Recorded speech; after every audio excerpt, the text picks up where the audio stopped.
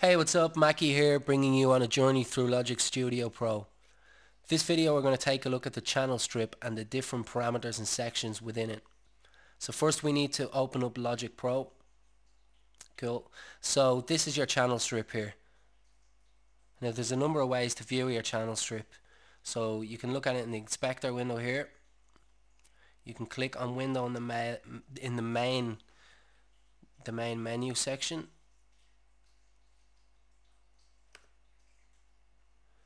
You can press command and the number 2.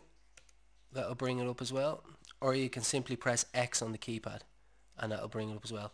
So I'm going to go through the sections now. So we have settings. So settings is basically if you're working with a singer, say, and you set up your processing here. So you've EQ'd it, you've compressed it, you've added a gate to it, you've put a bit of reverb on it, and you want to save that. You say, you know what, that sounds good, I might use this again. Click on settings and you can go down, save channel strip as, put it in your own directory so you can find it. That directory will show up down here. So I could have Makii's vocal settings, anything that you want to name that's going to be relevant to you remembering it, and you can save it and recall it on a further session then. Logic comes with some settings saved already for acoustic guitar, electric guitar, bass guitar, all sorts of stuff. You can download some online as well. Like a lot of Logic users share their channel strip settings with each other.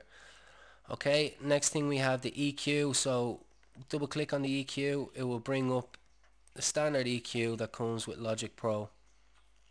Okay, now notice in the image of the flat line here on the EQ, the graphic, if you make any adjustments to your EQ, it will change in that graphic, so it gives you a better understanding, and you can look real quick and see if you've got too much taken off the bottom end, just pull it back. If you've got too little on the high end, you can push it or take it down, and you can visually see that then on the fly when you're mixing all your tracks together without opening them up.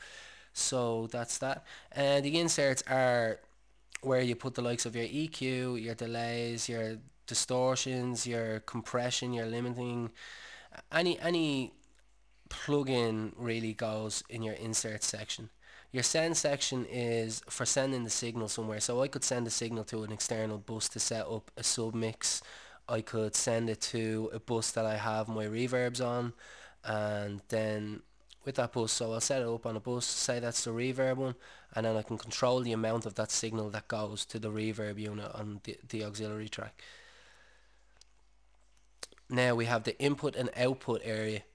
So the input, output, top one is the input, bottom one's the output. So select your input or your output, whatever you're working with in that section. This is your track name. Now here we have the groups. So we select there, say we pick group 1. Now we can go in and we can customize that group and give it a name, so it's not just one. So say for an example, you would use that in the case where you have, say, you've recorded a drum kit, you've got 11, 12 mics on the drum kit, and you want to sum all them together into one fader. So you would create the group, you would send all those tracks that are in the drums to the group, so you've got all your drums in the group drums.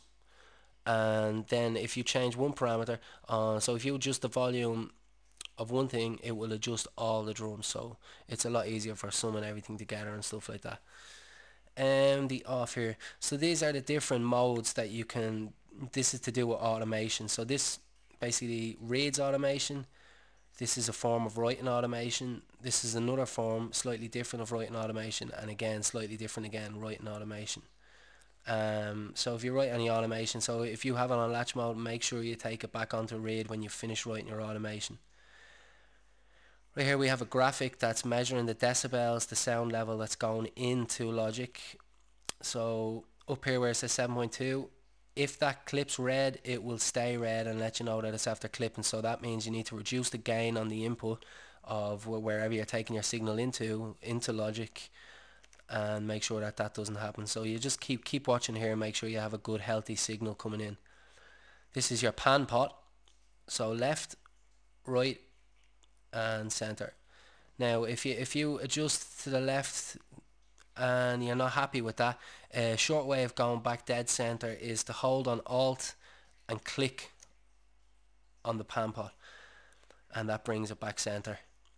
So now we have the channel volume, the volume that's going to the main output. Then we have mute, which takes the track out of play. We have S, which isolates the track in the mix with solo.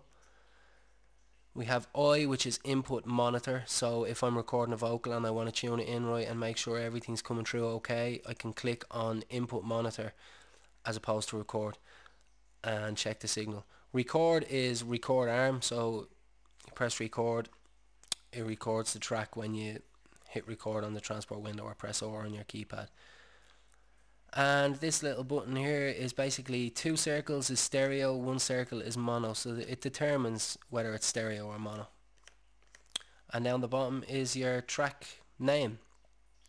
Now, one thing you can do with your tracks, if you hold Alt and click C, it brings up your color palette. So to keep things organized, so if you've got your drums, put all your drums red.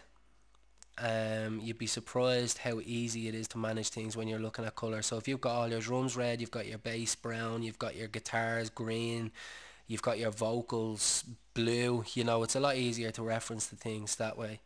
And again, Alt and C removes the palette as well.